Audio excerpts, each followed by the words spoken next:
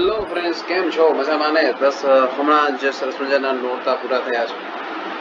સરસ મજાની નવરાત્રી પૂરી થઈ છે. બધાએ પોતપોતાની મેળે પોતપોતાની ઘરે માતાજીના ગરબાઓ જે છે ગાઈને, ગરબો ઘરે લઈને સ્થાપિત કરીને અને માતાજીની આરાધના કરીએ છીએ. આ વખતે કોરોનાને કારણે આપણે ક્યાંય ગરબા રમવા માટે ક્યાંય દાંડિયા રસમાં જઈ શક્યા નથી. પરંતુ આમ જોવા જઈએ તો સાચા અર્થમાં માતાજીની આરાધના આ વર્ષે થઈ. દર વર્ષે આપણે કરીએ છીએ, પરંતુ આ વખતે આપણે પરિવાર સાથે હળી મળી અને આનંદ કિલ્લોલ સાથે આપણે નવરાત્રીને એન્જોય કરી છે. તો આ નવરાત્રી એન્જોય કર્યા બાદ તમે લોકો સાથે સાથે ઘણા બધા લોકોને આપણે દર વર્ષે મળતા હોઈએ છીએ નવરાત્રીની અંદર. ઇવન આપણા ફેસ્ટિવલ્સ જ આપણી હિન્દુ સંસ્કૃતિની અંદર ફેસ્ટિવલ્સ જ એટલા બધા સરસ મજાના છે કે જેની અંદર ભાઈચારાની સુગંધ જોવા મળતી હોય છે. અને આપણે એકબીજાને કોઈ પણ જાતના મનમુટાવ હોય તો તહેવારો ઉપર આપણે દૂર કરી અને સાથે ફરી વખત જે છે એ પેચઅપ કરી અને રહેવા માંડતા હોઈએ છીએ. તો આ જ આપણા હિન્દુ ધર્મના જે બી તહેવારો છે એની એક ખાસિયત છે દોસ્તો, કે જ્યાં બી જોઈએ છવાઈ જોઈએ, બરોબર. પરંતુ ઘણી વખત એવું થાય કે આપણામાં બધી જ સ્કિલ હોય અને ક્યાંક એકાદ ઉણપને કારણે જે છે આપણે ક્યાંક કોકનાથી પાછળ હોય એવું લાગે. રેડી? તો એ ઉણપને દૂર કરવા જ માટે એ કઈ ઉણપ હોઈ શકે કે આપણી પાસે કોમ્યુનિકેશન સ્કિલમાં ક્યાંક ને ક્યાંક ખૂટતું હોય. અધરવાઇઝ કોમ્યુનિકેશન સ્કિલ છે, પરંતુ કોઈ વ્યક્તિ સાથે આપણે જ્યારે ઇન્ટરપ્ટ કરીએ છીએ, કમ્યુનિકેટ કરીએ છીએ, તો એમાં થાય છે એવું કે એ માણસ પાસે કોઈ એવું એક્સ્ટ્રા નોલેજ છે કે જેનાથી તે બધામાંથી અલગ કરી આવે છે. અને એ અલગ કરી આવે છે જેના કારણે લોકોનું અટેન્શન તેની ઉપર જાય છે. અને અટેન્શન મેળવવા માટે જે છે આપણે પણ પ્રયત્નો કરતા હોઈએ છીએ, પરંતુ ક્યારેક સફળ થઈએ, ક્યારેક નથી થતા. મોસ્ટ ઓફ વસ્તુ એવી છે દોસ્તો કે કોઈ પણ વ્યક્તિઓ સાથે આપણે કોમ્યુનિકેટ કરી રહ્યા છીએ, એ ફિઝિકલી હોય, અધરવાઇઝ જે છે ટેલિફોનિક રીતે, તો એની સાથે કોમ્યુનિકેટ કરીએ છીએ તો એ first impression is last impression, એ ફોર્મ્યુલા આપણે અપનાવવાનો છે. એની સાથે એવી રીતે કોમ્યુનિકેટ કરવાનું છે કે એ વ્યક્તિને આપણી વાતોમાં, આપણા કાર્યોમાં ઇન્ટરેસ્ટ પડે, અને તો જ જે છે આપણે વધારે ને વધારે લોકોને ગમશું અને એ લોકો આપણી વાતો સાંભળશે. અધરવાઇઝ આપણી વાતોનું કોઈ મૂલ્ય રહેશે નહીં. તો દોસ્તો, આપણે અત્યાર સુધી ગુજરાતી જે છે એ તો શીખીએ છીએ, બીજી અધરવાઇઝ ઘણી બધી લેંગ્વેજો પણ આપણે શીખી રહ્યા હોય, પણ ઇંગ્લિશ લેંગ્વેજ શું કામની એની હું ચર્ચા કરું છું. અને ઇંગ્લિશ લેંગ્વેજ છે એના જ શા માટે વિડીયોઝ ચાલુ કર્યા છે. I love Gujarati, I love my mother tongue, but સાથે સાથે આને એટલા માટે હું અહીંયા પ્રમોટ કરું છું ઇંગ્લિશ લેંગ્વેજ, કે ઇંગ્લિશ લેંગ્વેજ છે એક લિંક લેંગ્વેજ છે. અને કોઈ પણ દેશમાં જશો, કોઈ પણ દેશની કોઈ પણ વ્યક્તિ સાથે, અધરવાઇઝ તમારે કોઈ બિઝનેસ છે એમાં ડીલ કરવું છે, તો એક આ લિંક લેંગ્વેજનું કામ કરે છે, જે તમને વિશ્વ સાથે કનેક્ટ કરે છે દોસ્તો. અને નો ડાઉટ આપણે ગુજરાતીને આપણે ક્યાંય જે છે અભેરાય ચડાવી નથી દેવાનું. Otherwise Sanskrit is the best છે. પણ સંસ્કૃત જે છે એ ધીમે ધીમે પશ્ચિમના દેશોમાં વિસ્તરી રહ્યું છે. પરંતુ અત્યારે કોઈ માર્કેટમાં જે લેંગ્વેજ છે એ જે મતલબ બધા માટે છે, બધા જે છે ઓલમોસ્ટ જાણે છે કે ભાઈ એનું કોમ્યુનિકેશન જે છે દરેકે દરેક દેશમાં થતું હોય તો એ ઇંગ્લિશ છે અત્યારે. તો સમય સાથે સુરતાલ મેળવવું પડશે આપણે, અને ઇંગ્લિશ વધારે વધારે શીખવું પડશે, અને સ્પોકનમાં આપણે લાવવું પડશે, બરોબર. તો ચાલો દોસ્તો, સ્વાગત છે તમારા લોકોનું સવેસાજી ચેનલની અંદર. હું છું પાર્થ જાની અને આપણે ઇંગ્લિશ ગ્રામર વિશેની ચર્ચા કરી રહ્યા છીએ. અત્યાર સુધીમાં આપણે ચર્ચા કરી છે ઇંગ્લિશ ગ્રામરના અલગ અલગ ટોપિક, જેવા કે જે આર્ટિકલ હોઈ શકે, ટેન્સીસ હોઈ શકે, બધા જ કાળ અને એના ટેબલ સાથે સાથે એક્ટિવ પેસિવની ચર્ચા પણ આપણે કરી જ રહ્યા છીએ. એમાં ઘણા બધા ટેન્સીસ જોઈ ચૂક્યા છીએ, એ પણ એના સેન્ટેન્સ સ્ટ્રક્ચર અને એક્ઝામ્પલ્સ સાથે. ટુ બીના રૂપ પણ તમને શીખવે. ટુ બીના રૂપની મદદથી તમે જે છે એક્ટિવ પેસિવ, ટેન્સીસ અને ડાયરેક્ટ ઇનડાયરેક્ટ ઇઝીલી શીખી શકો છો.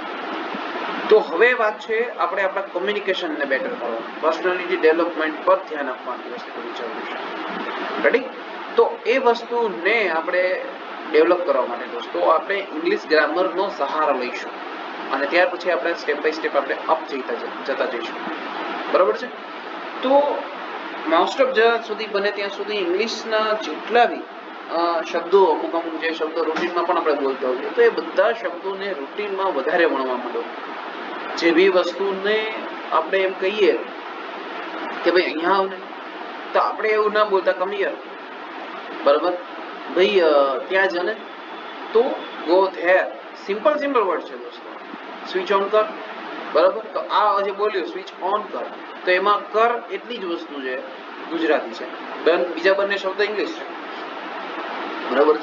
તો દોસ્તો આપણે રૂટીન લાઈફની પણ અંદર આપણે ઘણા બધા એવા શબ્દો બોલતા હોઈએ છીએ કે જે મોસ્ટ ઓફ ઇંગ્લિશ છે, જેનું ગુજરાતી પ્રોપર જે છે આપણે કદાચ જોવા જઈએ તો એમ બહુ લેન્ધી ગુજરાતી બોલવું, જેમ કે બાઇક છે, સાયકલ છે, બરાબર છે, પેન છે, પંખો આપણે બોલતા જોઈએ છીએ, બેન્ચ છે જેની ઉપર આપણે બેસીએ છીએ, બેન્ચ એટલે કે બાકડો, ત્યાર પછી બોર્ડ છે જે કાળું પાટિયું છે એની ઉપર આપણે ભણતા હોઈએ, અભ્યાસ કરતા હોઈએ, ટ્યુબલાઇટ છે, બરાબર. તો આ સિવાયની જે વાત કરીએ તો એવા ઘણા બધા જે રૂટીન લાઈફની અંદર એક્ઝામ્પલ છે, બરાબર, કે જેને આપણે બોલતા હોઈએ છીએ. ટ્યુબલાઇટ છે, બલ્બ છે, તો તમામે તમામ, કેમેરો છે, મોબાઈલ છે, બરોબર, આ તમામ શબ્દો છે એ કેવા છે, એ છે ઇંગ્લિશમાં છે, પરંતુ એનું ગુજરાતી આપણે જોવા જઈએ તો લેન્ધી થતું હોય છે, અને ઇઝીલી ઇંગ્લિશના નાનકડા શબ્દની અંદર જે અભણ વ્યક્તિ હોય છે એ પણ સમજી જતો હોય છે કે ભાઈ આ પેલો વ્યક્તિ કહેવા શું છે.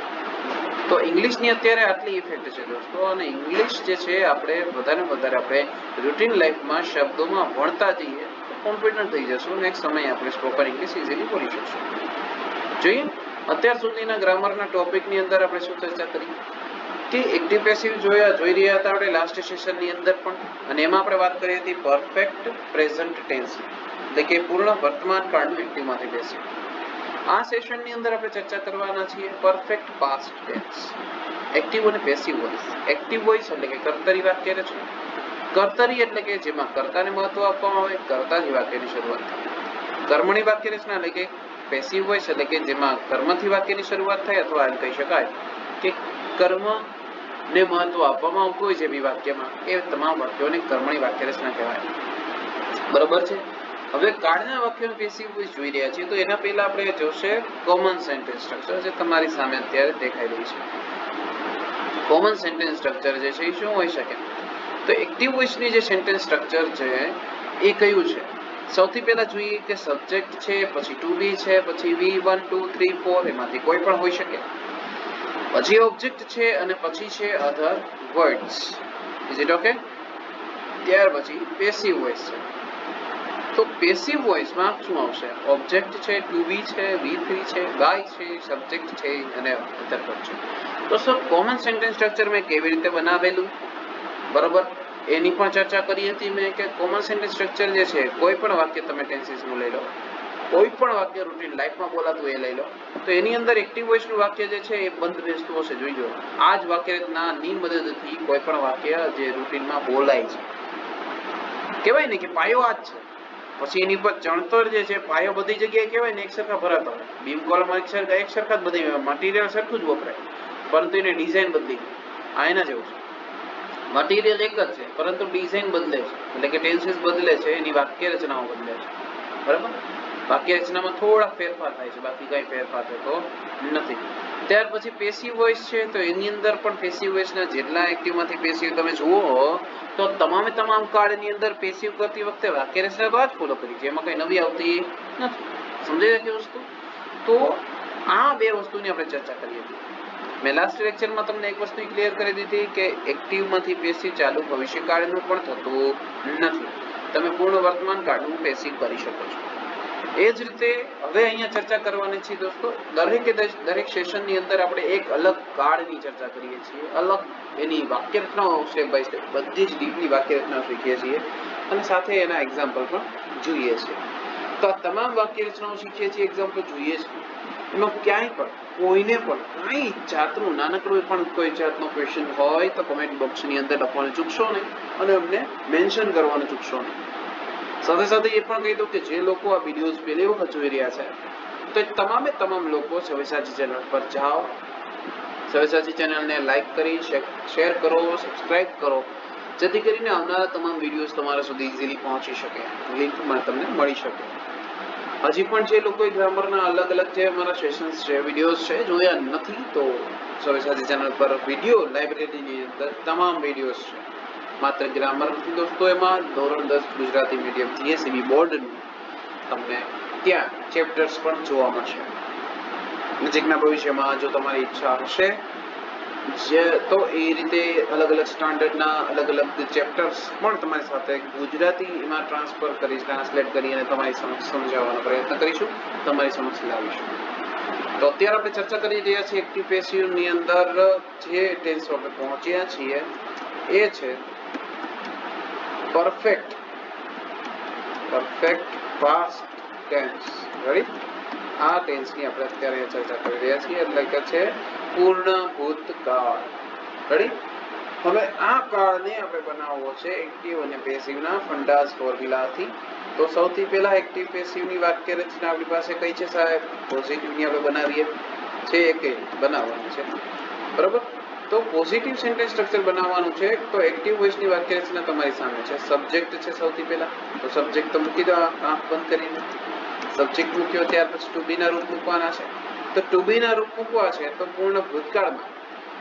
પૂર્ણ વર્તમાન કાળમાં ટુ બી ના રૂપ કયા હતા? તો કે હેવ અને હેઝ. પૂર્ણ ભૂતકાળ છે. જેમ આપણે ડુ ડઝ નું ભૂતકાળનું રૂપ ડીડ થાય. લેમિઝાર નું ભૂતકાળનું રૂપ વોઝ વર થાય. હેવેઝ નું ભૂતકાળનું રૂપ થશે હેડ. રેડી? આ વસ્તુ ધ્યાન રાખજો. ટુ બી નું રૂપ થશે પૂર્ણ ભૂતકાળ હેડ. પછી પૂર્ણ જ કાળ છે એટલે વિતરી આવશે. દોસ્તો પૂર્ણ ત્રણ કાળ, પૂર્ણ વર્તમાન, ભૂત ને ભવિષ્ય ત્રણેયમાં વિતરી જ આવશે. એટલે ખાસ જે છે ઈઝી છે, ધ્યાન રાખીને. ત્યાર પછી ઓબ્જેક્ટ આવશે. ઓબ્જેક્ટ આવ્યા બાદ આપણે લખીશું શું? અધર વર્ડ્સ. જો વાક્યમાં અધર વર્ડ આપેલો હોય તો ચૂકવાનું નહીં લખતા. ચાલો, થઈ ગયું. ત્યાર પછી પેસિવ વોઇસ ની વાક્ય રચના કરી. તો પેસિવ વોઇસ ની પોઝિટિવ સેન્ટેન્સ સ્ટ્રક્ચર ની વાક્ય રચના બનાવી છે. તેમાં સૌથી પહેલા આપણે શું લઈશું? ઓબ્જેક્ટ લઈશું. ઓબ્જેક્ટ લઈ લીધું પછી ટુ બી ના રૂપ શું? તો કે હેડ તો છે જ મૂકો. હેડ પછી હવે તમને અહીંયા વસ્તુ એ કહું કે તમે હેવ હેઝ એટલે કે પૂર્ણ વર્તમાન કાળ છે એનું પેસિવ કરતી વખતે હેવ હેઝ ને બીન લગાડેલું યાદ હશે તમને. લાસ્ટ સેશન ની વાત છે, છેલ્લા લેક્ચર ની વાત છે, એમાં આપણે આવું કરેલું. Object plus have has plus been plus વી3 આવું કરેલું. તો જેમ પૂર્ણ વર્તમાનનું પેસિવ કરતી વખતે બાજુનું જે ટેબલ ટુ બી ના રૂપના ટેબલની અંદર કયું હતું? પૂર્ણ વર્તમાનની બાજુમાં ચાલુ પૂર્ણ વર્તમાન. હેવેઝનું હેવેઝ બીન થતું હતું. એ જ રીતે પૂર્ણ ભૂતકાળની બાજુનું જે છે એ ટેબલનું જે છે બાજુમાં કયો કાળ થશે? તો કે ચાલુ પૂર્ણ ભૂતકાળ. હેડ હતું તો હેડ બીન થશે. તો અહીંયા પણ હેડની સાથે મારે શું કરવાનું છે? બીન સેટ કરવાનું છે. આ થઈ ગયું. ત્યાર પછી વી3 તો બધે જ આમાં તો કોમન નહીં આવશે. ત્યાર પછી શું થઈ ગયું? કર્મ આવી ગયો. ટુ બી એટલે કે હેડ પ્લસ બીન આવી ગયું. પછી વી3 આવી ગયું. કર્મ ટુ બી વી3 લખો. વી3 આવી ગયું ને? આવી ગયું. ત્યાર પછી બાય અને પછી સબ્જેક્ટ હોય પછી અધર વર્ડ્સ હોય તો એ સેટ કરી દેવાનો. સબ્જેક્ટ આમાં બધી જગ્યાએ ઓલમોસ્ટ હશે જ. રેડી? આ થઈ ગઈ એક સિમ્પલ જે કહી શકાય કે પોઝિટિવ સેન્ટેન્સ સ્ટ્રક્ચર.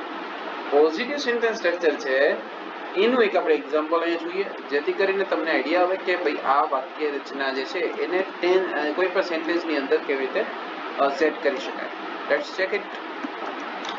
તો એક વાક્ય આપણે લઈએ. ધ પોસ્ટમેન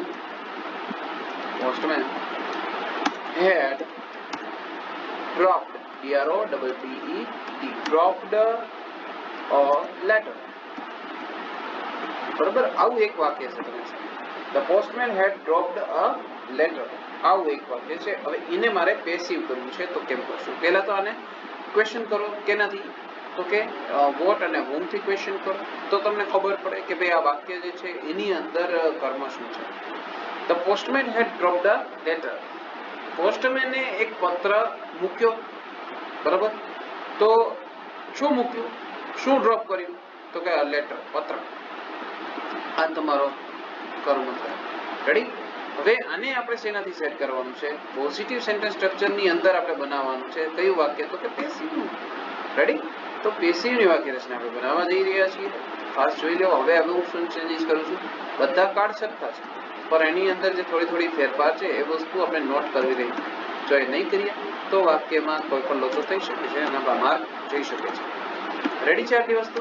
હવે મારે શું કરવાનું છે જોઈએ તો આપણે બનાવીએ છીએ પેસિવ વોઇસ. હવે પેસિવ વોઇસ જે છે એનું પોઝિટિવ સેન્ટેન્સ સ્ટ્રક્ચર છે આપણને મળી ગયું છે. શું? તો કે ઓબ્જેક્ટ પણ મળી ગયો છે. ઓબ્જેક્ટ છે લેટર. આ લેટર છે એ આપણી અહીંયા આગળ આવશે, ખાસ ધ્યાન રાખજો, બરાબર છે. ચાલો બનાવીએ આગળ. જય સ્વામિનારાયણ. શું બનાવીશું આપણે? મારે બનાવી લેવાનું છે a letter, yes very good. A letter બની ગયું છે, બરાબર. લેટર બની ગયા બાદ હવે મારી પાસે એક વાક્યની અંદર ઓબ્જેક્ટ આગળ છે આપણી પાસે. એક જ મિનિટ, આની અંદર જે ચેન્જ થયો છે સાહેબ, તો એને આપણે બનાવી લઈએ. ચાલો અ લેટર. ત્યારબાદ શું કરવાનું છે મારે? હેડ એટલે કે ટુ બી નું રૂપ લેવાનું છે. તો લેટર એક જ વચન છે, તો હેડ તો ગમે ને હેડ આવી ગયું. Okay, a letter head. ત્યારબાદ લેટર છે અહીંયા. ઓકે, લેટર આવી ગયું, હેડ આવી ગયું. ત્યાર પછી શું લેવાનું છે આપણે? બિન. યસ, બિન આવી ગયું છે. ત્યારબાદ V3 ચેક કરો તો V3 શું છે? ડ્રોપ્ડ. ઓલરેડી V3 છે. DROPPED ડ્રોપ્ડ આવી ગયું, એટલે કે ઓબ્જેક્ટ આવી ગયો. તો કે ઓબ્જેક્ટ શું છે આપણી પાસે? ઓબ્જેક્ટ છે લેટર, આપણો ઓબ્જેક્ટ થશે. ઓબ્જેક્ટ આવી ગયો, હેડ આવી ગયો, બીન આવી ગયું, V3 પણ આવી ગયું. ત્યાર પછી આપણે મૂકીશું બાય, પછી subject the postman. Ready? Other word છે નહીં તો લખશું નહીં. અધર વર્ડ્સમાં શું હશે? તો કે next year, last year, yesterday, today, tomorrow, આ બધા એ પ્રકારના જે અન્ય શબ્દો છે, બરાબર છે. તો એની જગ્યાએ સેટ કરી દેવાનું. તો આ થઈ ગઈ પેસિવ વોઇસની વાક્ય રચના પણ. રેડી? તો હવે આપણે બનાવીએ શું? તો કે હવે આપણે પોઝિટિવ સેન્ટેન્સ સ્ટ્રક્ચર બનાવી, એ જ રીતે એને હું કોપી કરી અને નીચે અહીંયા નકાર વાક્ય રચના બનાવું. તો એ કેમ બનશે? સિમ્પલ છે. હવે તમને ખબર પડી ગઈ છે હું કેવી રીતે બનાવું. તો આ નેગેટિવ સેન્ટેન્સ સ્ટ્રક્ચર આપણે બનાવવા જઈ રહ્યા છીએ. નેગેટિવ એટલે શું? કે ભાઈ વાક્યમાં નોટ આવવો જોઈએ કમ્પલસરી. નોટ આવવો જોઈએ તો એ વાક્ય રચના કેવી રીતે? વાક્ય રચનાને કાઢી નાખો પછી બનાવો. તો નોટ આવવો જોઈએ. હું વાક્યમાં નોટ સેટ કરી દઉં. નોટ આવી ગયું. નોટ હંમેશા કોને લાગે? નોટ જે છે એ હંમેશા ટુ બી ના રૂપને લાગે. તો આની અંદર ટુ બી નું રૂપ શું હતું આપણી પાસે? હેડ. સમજાય જાય વસ્તુ? હેડ જે છે એ આપણે શું હતું? ટુ બી નું રૂપ હતું, બરોબર. અને ટુ બી નું જો આ જ વસ્તુ છે, હું આગળ જોતા જતો. ઓકે, પોઝિટિવ સેન્ટેન્સ સ્ટ્રક્ચર ની અંદર હેડ એટલે કે બધી જગ્યાએ હેડ આવશે, બરોબર. તો હેડ તો મૂકી દીધું. તો હેડ કોને લાગ્યું? સબ્જેક્ટ. હંમેશા સહાયકારક ક્રિયાપદ કોને લાગે? તો કે સબ્જેક્ટ લાગે, બીજા કોઈને લાગતું નથી. આ વસ્તુ ખાસ તમારા માઇન્ડમાં રહેવી જોઈએ. તો આ વાક્ય રચના જે છે તમારી સામે અત્યારે બનતી જાય છે. સબ્જેક્ટ આવી ગયો, હેડ આવી ગયો, નોટ આવી ગયું, પછી શું છે? તો પછી ક્રિયાપદ તો આપણે મૂકવું જ પડશે વાક્યમાં. એ ક્રિયાપદ નહીં મૂકે તો વાક્ય ખોટું પડશે. એટલે V3 બધા અહીંયા કોમન છે. V3 પણ આવી જશે, ઓબ્જેક્ટ પણ આવી જશે, અને પછી અધર વર્ડ્સ આવી જશે. રેડી? તો એ વસ્તુ ખાસ છે કરી લેવી. કોઈ પણ જાતના શબ્દોમાં ફેરફાર આડાવડ ન થાય, ધ્યાન રાખજો. સબ્જેક્ટ આવી ગયું, હેડ આવી ગયું, નોટ આવી ગયું, V3, object, other words. Is it clear? એ જ રીતે આ વાક્ય રચના છે ને હું પછી લખું, પણ એની જગ્યાએ અત્યારે એક નાનકડી વાક્ય રચના હું બનાવું. નકારની પેશીની વાક્ય રચના બનાવું છું. જોજો. તો સૌથી પહેલા ઓબ્જેક્ટ છે મૂકી દઉં. ઓબ્જેક્ટ તો આવશે જ સૌથી પહેલા. ઓબ્જેક્ટ આવી ગયા બાદ શું કરીશ? ત્યાર પછી તમને ઉપરની જે વાક્ય રચના કરાવી એ જ રીતે કરાવો. તો સૌથી પહેલા શું કે નોટ લખવા માટે, એટલે નકાર વાક્ય રચના કરવા પડે, નોટ આવશે. નોટ પણ સહાયકારક ક્રિયાપદ. સહાયકારક ક્રિયાપદ છે. આ જ વાક્ય રચના જોતા જજો દોસ્તો. આ વાક્ય રચના હું બનાવી રહ્યા છું કે નહીં? તો કે નકાર વાક્ય રચનાની બનાવી રહ્યો છું. તો એ નોટ કર્યા બાદ નોટ કોને લાગશે? તો કે હેડ ને નોટ લાગે એટલે સહાયકારક ક્રિયાપદ હોય એને નોટ લાગે. ત્યાર પછી સહાયકારક ક્રિયાપદ કોને લાગે? તો કે સબ્જેક્ટ અથવા તો પેસિવ છે તો ઓબ્જેક્ટ લાગશે. પાછળ શું કરવાનું? તો પાછળ જે છે એ ઓબ્જેક્ટ અને સહાયકારક ક્રિયાપદ બે આવી ગયું. તો પછી બિન જેમ આપણે બનાવતા હતા એ જ રીતે આવે. એમાં કોઈ ચેન્જીસ થશે નહીં. V3 મૂકવાનું. ત્યાર પછી બાય અને કરતા અને અન્ય શબ્દો હોય તો એ સબ્જેક્ટ. આ વાક્ય રચના મેં જે બનાવી દોસ્તો એ કઈ છે? તમારી સામે નકાર વાક્ય રચના છે. રેડી? તો અહીંયા આપણે એ જ વાક્ય રચના તમારી સામે મૂકી. આમાં મારે નકાર બનાવી હોય તો અહીંયા શું કરું? માત્ર નોટ, બોટ નહીં, નોટ. નોટ જો છે એમાં કઈ જ ફેરફાર. ઓબ્જેક્ટ છે, હેડ છે, નોટ છે, બીન છે, V3 છે, બાય છે, સબ્જેક્ટ છે, અત્યારે છે. થઈ ગયા આખી વાક્ય છે. સિમ્પલ છે દોસ્તો, કાંઈ જ નહીં. રેડી? આ વાક્ય રચના મારી સામે ક્લિયર થઈ ગઈ. હવે આ એક્ઝામ્પલ આપણે લઈ લઈએ. એક્ઝામ્પલ ને મારે શું કરવું છે? નકાર બનાવવું. નકારાત્મક વિલોપી વાક્ય રચના તો કેમ બનશે? બરાબર, નકાર કરીએ. ઓકે, ચાલો. આ નકાર. તો આપણે નકાર વાક્ય રચના બનાવી રહ્યા છીએ, તો આની અંદર મારે નોટ જ જોશે. નોટ મૂકીશ તો જ વાક્ય બનશે. તો હેડ પછી નોટ, જે જો સબ્જેક્ટ છે, પોસ્ટમેન છે, હેડ છે, હેડ છે. શું નવું શું આમાં મૂકવાનું? જો V3 છે અને ઓબ્જેક્ટ પણ છે, તો નોટ કોના પછી છે? હેડ પછી નોટ છે. મૂકી દે ને ભાઈ, આંખ બંધ કરીને. Not, finish. વાક્ય ફિનિશ, બની ગયું. એ જ રીતે આ વાક્ય તમારી સામે એક્ઝામ્પલ છે. એ એક્ઝામ્પલ જે છે કેવું છે? પેસિવ વોઇસનું જે એક્ઝામ્પલ હતું ને એની વાત કરું છું. એને મારે શું બનાવવું છે? તરત નકાર બનાવવું છે. તો એ નકાર બનાવવા માટે હું એમ મૂકી દઉં છું. તો અહીંયા ઓબ્જેક્ટ છે, આ લેટર છે, હેડ છે, પછી શું છે? નોટ ને પછી બિન છે. તો અહીંયા બિન અને હેડ ની વચ્ચે કઈ નોટ નથી. મૂકી દે ને ભાઈ, પૂરું, વાક્ય બની ગયું. જો હવે જુઓ, ઓબ્જેક્ટ છે, હેડ છે, નોટ છે, બિન છે, V3 એટલે ડોર છે, બાય પણ છે અને સબ્જેક્ટ પણ છે. ક્લિયર? આ વસ્તુ થઈ ગઈ. મસ્ત એવી વાક્ય રચના બની ગઈ. ત્યાર પછી શું કરવાની છે? તમારે નકાર પ્રશ્નાર્થ વાક્ય રચના, સોરી, પ્રશ્નાર્થ વાક્ય રચના અત્યારે બનાવી છે. તો આ બે વાક્ય રચના હું કોપી કરીને મૂકવાની છે. પ્રશ્નાર્થ કરવા માટે આપણે હંમેશા શું કરીએ છીએ કે ટુ બી ના રૂપ હંમેશા આગળ આપણે લઈએ છીએ. ટુ બી ના રૂપ જે બી હોય આપણી પાસે એ અહીંયા સેટ કરો એટલે તમારી નકાર વાક્ય રચના બની, સોરી, પ્રશ્નાર્થ વાક્ય રચના બની. તો હેડ આપણે આગળ લેવો પડશે. તો હેડ કોની જગ્યા લેશે? સબ્જેક્ટ. સબ્જેક્ટની જગ્યા હેડ લેશે. તો સબ્જેક્ટ છે એ પોતે હેડની જગ્યા ઉપર રહેશે. હેડ સબ્જેક્ટની જગ્યાએ, સબ્જેક્ટ હેડની જગ્યાએ. પાછળ પ્રશ્નાર્થ ચિહ્ન મૂકી દો એટલે પ્રશ્નાર્થ વગેરેના કમ્પ્લીટ. એ જ રીતે હેડ છે એ કોની જગ્યા લેશે? ઓબ્જેક્ટના સ્થાને જશે. તો ઓબ્જેક્ટ હેડની જગ્યાએ બેસી જશે. રેડી? ચાલો, આ થઈ ગઈ સંગીત ખુરશી જેવું થઈ ગયું. બરાબર? કે ભાઈ તું મારી જગ્યાએ બીજા, હું તારી જગ્યાએ બીજા, જ્યાં સુધી આખી વાક્ય ન બને ત્યાં સુધી થઈ ગઈ આખી વાક્ય રચના ક્લિયર. આ પ્રશ્નાર્થ વાક્ય રચના તમારી સામે. હવે આ પ્રશ્નાર્થ વાક્ય રચના છે એને મારે એક્ઝામ્પલમાં આપણે બનાવીએ. એક્ઝામ્પલ આની પર છે. બે વાક્યને મૂકી દઉં. એને આપણે હકાર વાક્ય રચના છે એને આપણે લઈએ અને શીખવા પડે છે. હકાર ઉપરથી પ્રશ્નાર્થ બની જાય અને નકાર ઉપરથી નકાર પ્રશ્નાર્થ બની જાય. ખાસ ધ્યાન રાખજો. બે વાક્ય રચના જે એક્ઝામ્પલ છે મૂકી દઉં. તો એક્ઝામ્પલ મૂક્યા બાદ શું છે? હેડ આગળ છે, સબ્જેક્ટ પછી છે. અહીંયા શું? સબ્જેક્ટ પહેલા છે ને પછી હેડ છે. તો હેડને હું અહીંથી કાઢી નાખું. બરાબર? હેડને કાઢી નાખું. ક્યાં મૂકું છું? તો કે સબ્જેક્ટની આગળ મૂકી દઉં. સબ્જેક્ટની સૌથી પહેલો અક્ષર જે છે એ આપણે શું કરવાનું છે? કેપિટલ કરવાનું છે. એટલે ધ પોસ્ટમેનનો ટી છે એ સ્મોલ થઈ જશે. બીકોઝ એચ કેપિટલ થઈ ગયો તમારે. બરાબર? અને પાછળ શું મૂકવાનું છે? પાછળ આપણે મૂકી દેવાનું છે પ્રશ્નાર્થ ચિહ્ન. એટલે આપણે ખબર પડી જાય કે ભાઈ વાક્ય જે છે એ બને છે, વ્યવસ્થિત છે કે નહીં, જોઈ લો. હેડ છે, સબ્જેક્ટ છે એટલે કે પોસ્ટમેન, V3 ડ્રોપ્ડ છે, ઓબ્જેક્ટ ઓર લેટર પણ છે. સિમ્પલ. આ વાક્ય થઈ ગયું પ્રશ્નાર્થ. એ જ રીતે પેસિવનું પ્રશ્નાર્થ કરવું હોય તો સૌથી પહેલા હેડ ક્યાં લઉં છું? આગળ લઈ લઉં સૌથી પહેલા. ઓકે, હેડ આવી ગયું અહીંયા. હેડ પણ છે. રેડી? ત્યાર પછી લેટર એટલે કે ઓબ્જેક્ટ પણ છે, બિન પણ છે, V3 પણ છે, બાય છે, સબ્જેક્ટ છે અને અધર વર્ડ છે. સિમ્પલ.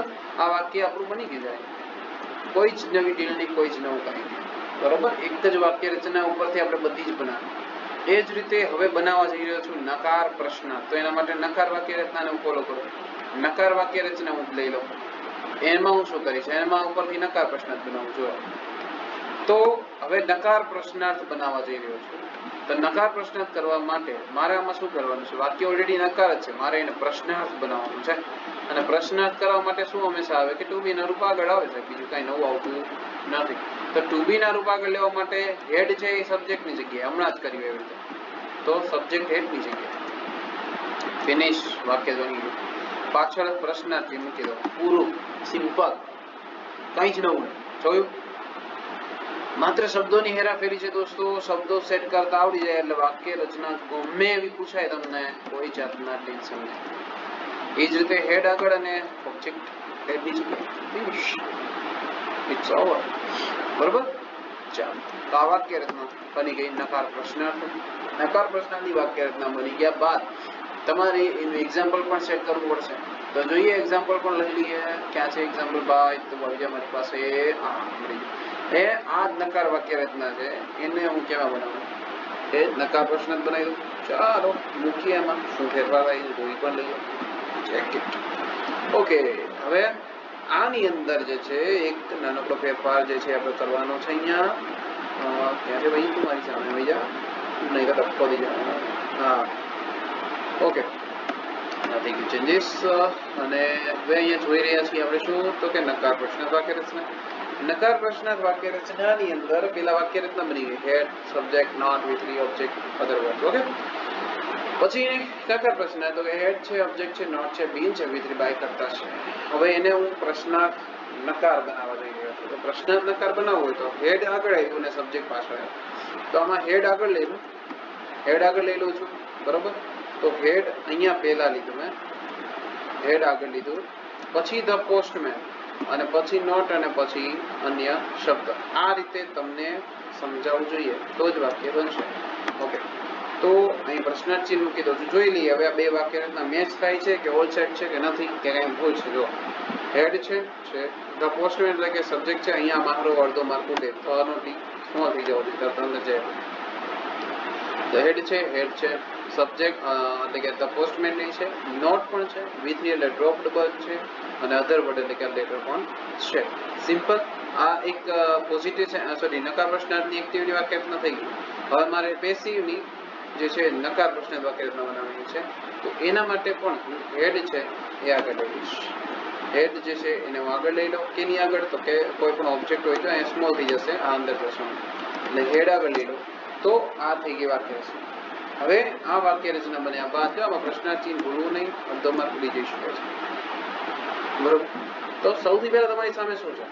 સૌથી પહેલા તમારી પાસે હેડ અહીંયા મૂકી દો. તો હેડ છે અહીંયા, હા છે ભાઈ. ઓબ્જેક્ટ એટલે કે અ લેટર, અહીંયા અ લેટર આપણો ઓબ્જેક્ટ હતો તો અ લેટર આગળ આવી ગયો છે. નોટ છે ને, બીન છે, V3 એટલે કે ડ્રોપ્ડ છે, ત્યાર પછી બાય પણ છે, set, all set, okay done છે, અને પછી સબ્જેક્ટ એટલે કે ધ પોસ્ટમેન છે. થઈ ગયું આખી વાક્ય રચના તમારી સાથે ક્લિયર, વ્યવસ્થિત રીતે બની ગયું, બરાબર. તો તમારી સાથે કઈ વાક્ય રચના તમારી પાસે છે કે સૌથી પહેલા કઈ વાક્ય રચના છે? તમે પરફેક્ટ પાસ્ટ ટેન્સ જોઈ રહ્યા છો. તો એની અંદર તમારી પાસે અકાર વાક્ય રચના એ તમે મૂકી, નકાર વાક્ય રચના એ તમે મૂકી, પ્રશ્નાર્થ વાક્ય રચના પણ તમે મૂકી, એ પણ એક્ઝામ્પલ સાથે, અને છેલ્લે નકાર પ્રશ્નાર્થ વાક્ય રચના પણ તમે મૂકી દીધી છે. તો આ બધી વાક્ય રચના તમારી સાથે અત્યારે અહીંયા આપણે step by step common sentence સ્ટ્રક્ચરની સાથે આપણે એક્ઝામ્પલ પણ જોયા છે. બધી જ વાક્ય રચના મેં કરાવી છે. ઓફસો આ તમને લેક્ચર જે છે એ સમજાણો છે. કોઈ પણ જાતની ક્વેરી નહીં હોય, પણ તેમ છતાંય જો ક્વેરી હોય તો નીચે કમેન્ટ બોક્સની અંદર જે છે એ ક્વેરીઝ ક્વેશ્ચન સ્વરૂપે તમે અમને પૂછી શકો છો, જેના જવાબો તમને ઝડપથી આપી દઈશું. રેડી? તો આ જ રીતે તમારી નોટપેડની અંદર આખી નોંધ લખી દો. આજે જે બી લેક્ચર કર્યો હોય અગાઉના લેક્ચર્સના વિડીયોઝ પણ એક વખત જોતા જાઓ, જ્યાં તમને એવું લાગે, ડાઉટ લાગે ત્યાં. રેફરન્સ બુક લઈ લો હાથમાં, કોઈ ગાઈડ હોય, કોઈ ગ્રામર બુક હોય એ હાથમાં લઈ અને ટૂંકમાં એની અંદરથી એવા કોઈ સેન્ટેન્સ શોધો અને એને તમે એક્ટિવમાંથી પેસિવમાં ટ્રાન્સફર કરો, અલગ અલગ ટેન્સીસમાં જોઈ દો. એક પછી તમે તમારી જાતે બનાવો, કોન્ફિડન્સ બિલ્ટઅપ થશે, તમે તમારી મેળે ઇંગ્લિશ ગ્રામરના જે છે એ કહી શકાય ને સરતાજ બની જશો. તો એના માટે તમારે થોડી મહેનત તો કરવી પડશે, બરોબર છે. તો ત્યાં સુધી સરસ મજાના અલગ અલગ એક્ઝામ્પલ જોઈતા જાઓ. રૂટીન લાઈફની અંદર બધા જ એક્ઝામ્પલ જે છે એને ભણતા જાઓ, ક્યાંક ને ક્યાંક કમ્યુનિકેશનમાં લાવતા જાઓ. કોઈ પણ વર્ડ હોય, કોઈ સેન્ટેન્સ હોય, જેથી કરીને તમે તમારી જાતે ઇંગ્લિશ જે છે ભલે ભૂલ પડશે શરૂઆતમાં, ક્યાંક ને ક્યાંક લોચો મારશો તમે, બટ એક વસ્તુ છે કે જ્યાં ભૂલ પડશે ત્યાં જ નવી શરૂઆત થશે. જ્યાં ભૂલ પડશે ત્યાં તમને એમ લાગશે કે અહીંયા મારી ભૂલ છે, તો એ ભૂલને તમે જ્યારે ઓબ્ઝર્વ કરતા શીખી જશો તો બીજા કોઈ વ્યક્તિ તમારી ભૂલ કાઢી શકશે નહીં અને તમે એમાં પારંગત થઈ જશો. રેડી છે? તો ચાલો મળીએ છીએ નેક્સ્ટ લેક્ચરમાં નવા ટોપિક સાથે, નવા સેશન સાથે, એક્ટિવ પેસિવના એક નવા સ્વરૂપ સાથે, એક સરસ મજાના શોર્ટ ટ્રિક સાથે અને અલગ અલગ મેથડ સાથે. તો મળીએ છીએ નેક્સ્ટ લેક્ચરમાં. ત્યાં સુધી સવ્યસાચી ચેનલ પર મને એટલે કે પાર્થ જાનીને રજા આપશો. આવજો. મહાદેવ હર, જય શ્રી કૃષ્ણ, વંદે માતરમ, જય હિન્દ, જય ભારત, ભારત માતા કી જય.